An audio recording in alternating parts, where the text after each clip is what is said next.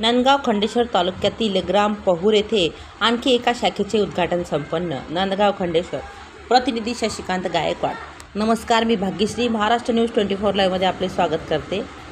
समता सैनिक दल दीक्षाभूमी नागपूरच्या वतीने गाव तिथे शाखा, घर तिथे सैनिक या अभियानाअंतर्गत समता सैनिक दलाच्या फलकाचे अनावरण नांदगाव तालुक्यातील ग्राम पहूर येथे नवीन शाखेचे उद्घाटन गुरुवार दिनांक 20 जून 2024 रोजी करण्यात आले।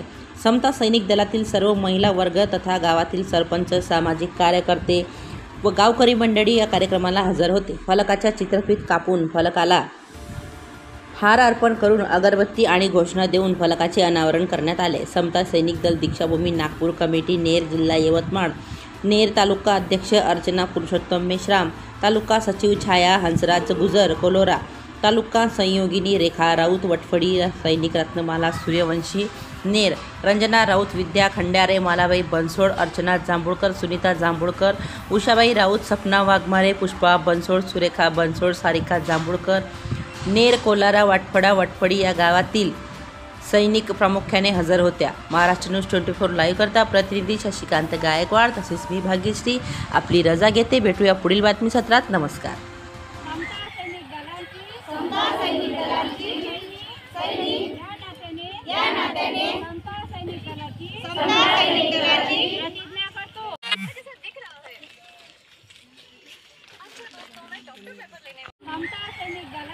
समता सैनिक दलाची सैनिक या नात्याने समता सैनिक दलाची प्रतिज्ञा करतो।